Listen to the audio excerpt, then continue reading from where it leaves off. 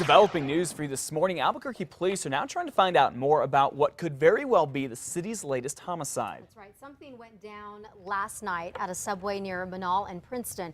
That's where News 13's David Romero is live. And David, it looks like there was some sort of fight that went down there.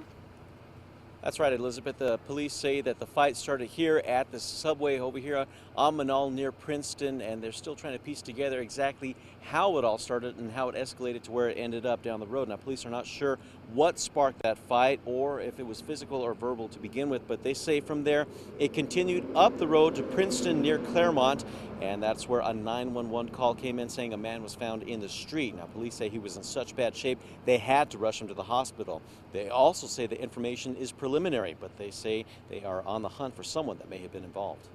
Now, we do know that there may be a vehicle that was involved in this altercation, and we're currently looking, and it's very minimal information, as I stated, a navy blue or blue Dodge pickup with dual rear wheels. Now, as for the victim, they are not sure what type of injuries he may have sustained in the fight or how they were caused, but he is in critical condition at this time, at last word, at UNM Hospital. And because of the severity of the injuries, they say they are investigating this as a homicide. Back to you. Okay, David, thank you. Again, police are looking for a navy blue or blue Dodge pickup with dual rear wheels. A scary situation for a mom and her daughter here in Albuquerque as police say a man tried to kidnap them this weekend.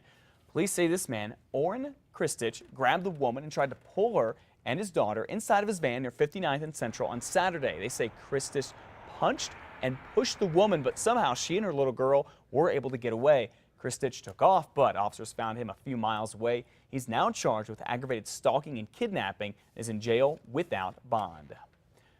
The man who's accused of killing another inmate in a jail here in New Mexico is causing some big problems now because he refused to put his clothes on to go to court. Las Cruces Sun News says Dominic Montoya here was supposed to plead guilty yesterday. He's accused of killing an inmate in the Doña Ana County Detention Center 6 years ago. But investigators say Mr. Montoya would not put on anything besides his boxers and was slamming his head against the wall over and over. So the judge postponed the hearing.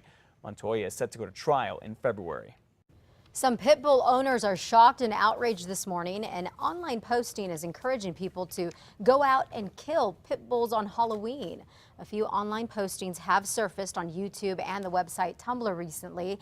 They actually proclaim that Halloween would be a national day to kill a pit bull. Now, it is not clear if this is a hoax or what, but hundreds of thousands of people have already viewed it.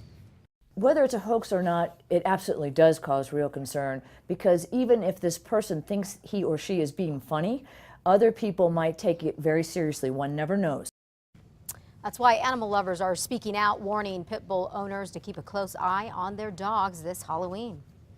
No doubt, bullying is becoming a serious problem at schools all across the country and right here in Albuquerque. So the district is having 2 meetings this week to talk with parents about this and particularly how to prevent it. First meeting is tonight, where the district's leaders want to hear what parents have to say about ways to prevent bullying. That's because it's becoming a big problem in the classroom and it affects everyone, including teachers and other kids. It's a mental health issue for kids. It obviously is. And so we need to make sure that our kids are coming to school ready to learn and feel that they're in a safe environment when they're there. These meetings are tonight at Cyndia High School and Thursday at LBJ Middle School. Both will go from 6 to 8. The district wants to take these new ideas about bullying to the school board next month. The high school soccer coach in Albuquerque is in a lot of trouble this morning after the district says he used his players to campaign for a state senator who's trying to get reelected. These soccer players from La Cueva High School went door to door on Sunday dropping off campaign brochures, these ones, for State Senator Lisa Curtis. She represents the far Northeast Heights. The coach, Kevin Driggs, says it was a community service project, but Ms. Curtis told the coach she'd give the team $500 if it would go around passing out these flyers. And Curtis says in her mind, passing out flyers is not campaigning. There's no talking, okay? There's no campaigning. We're not going to have no issue discussion. That's all you're doing is just dropping lit. You're just making sure that we get a bunch of literature out in the neighborhoods. It is absolutely unacceptable. We don't condone it. It should have never happened. Well, the school district there is now looking at what happened and says having kids hand out political flyers and take money from a candidate is against the rules. We now know a New Mexico company plans on taking over Schott Solar Plant.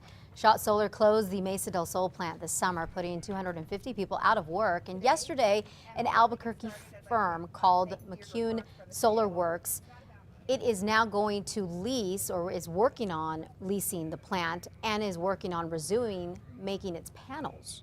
The Shot panel is superior to other panels. And that's a gift that Shot gave to New Mexico. It's not about me. I'm going to let McCune says it will hire 130 workers, many from the Shot workforce. The new company hopes the plant will be in full production in about a year from now. Some traffic improvements to tell you about this morning. What used to be a busy one-way street in downtown Albuquerque is now a two-way street. The city turned part of 2nd Street between Bridge and Iron into a two-lane road. The stretch of road opens today. People who live nearby had been complaining about speeders. So as a way to slow down traffic, the city turned part of 2nd Street into a two-way. One of the people in President Obama's cabinet is set to be in Albuquerque later today to campaign. For him, Kathleen Sebelius is supposed to speak at the Women for Obama event. They'll be this afternoon at 12:15 at Mr. Obama's campaign office on Indian School Road, just west of Pennsylvania. Now, when Ms. Sebelius is not campaigning, she's in charge of the Health and Human Services Department.